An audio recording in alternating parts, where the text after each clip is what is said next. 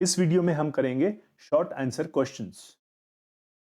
Question number 15, draw ray diagrams each showing myopic eye and hypermetropic I.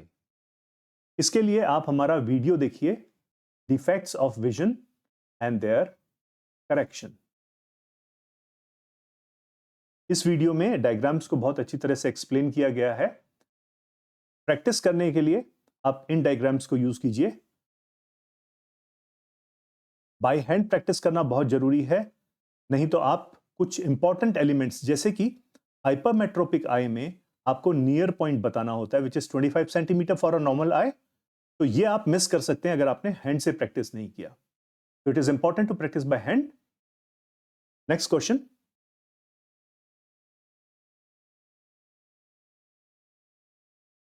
a student sitting at the back of classroom cannot read clearly the letters written on the blackboard. What advice will a doctor give to her? Draw ray diagram for the correction of this defect. तो इस advice का direct meaning है कि आपसे type of lens पूछा जा रहा है।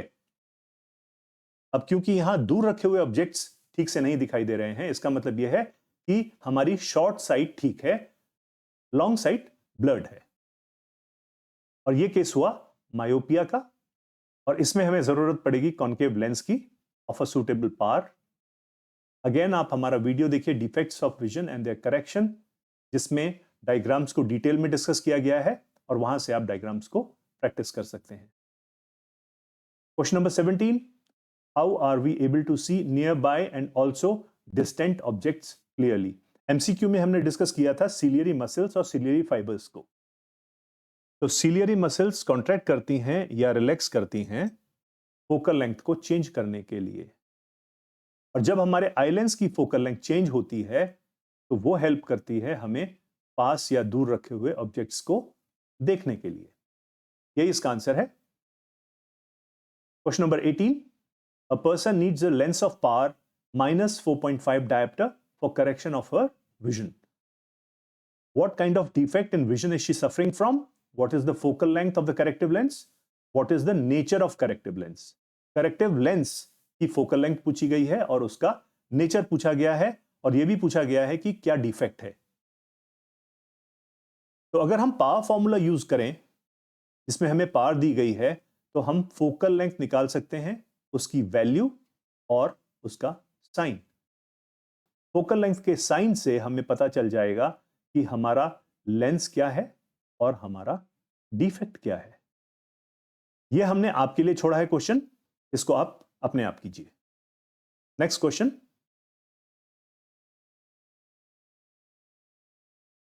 Question number 19, how will you use two identical prisms so that a narrow beam of white light incident on one prism emerges out of the second prism as white light? Draw the diagram. आप हमारा video देखिए, dispersion of white light by a glass prism, और अपना answer खुद बनाइए, diagram को practice कीजिए। और जब आप अपना आंसर बनाएंगे तो उसमें कुछ इंपॉर्टेंट पॉइंट्स हैं जो हमने यहां मेंशन किए हैं, वो आपको अपने आंसर में जरूर इंक्लूड करने हैं। सबसे पहला है कि प्रिज्म्स आइडेंटिकल होने चाहिए, दोनों प्रिज्म वो दोनों पास पास रखे हुए होने चाहिए, क्लोजली प्लेस्ड। पहला प्रिज्म जिसके ऊपर व्हाइट लाइट इंसिडेंट है वो अपराइट होना चाहिए, और जो दूसरा प्रिज्म जिसमें से रिफ्रैक्ट होकर लाइट निकलेगी यानी इमर्ज होगी, वो इन्वर्टेड होना चाहिए।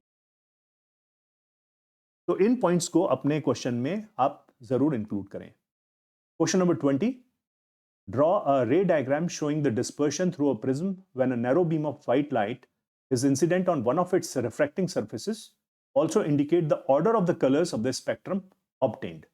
Dispersion of white light by a glass prism. Again, the same video will give you a very detailed discussion of this question. Please watch this video. 21, is the position of a star as seen by us its true position? जो कि नहीं होती है। Justify your answer.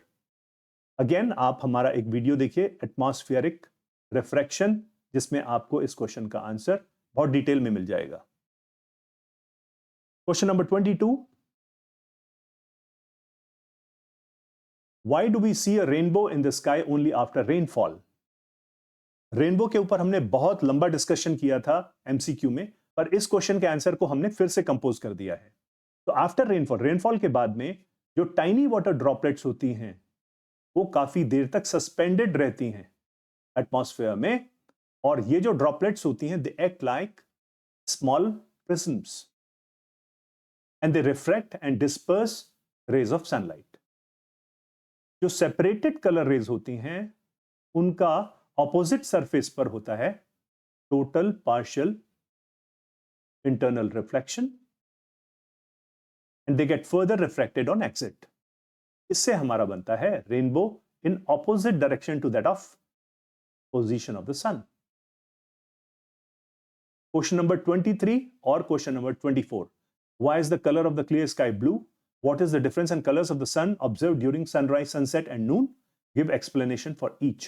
इन दोनों के लिए आप scattering of light वाला वीडियो देखिए, उसमें आपको बहुत अच्छे से इसका आंसर मिल जाएगा।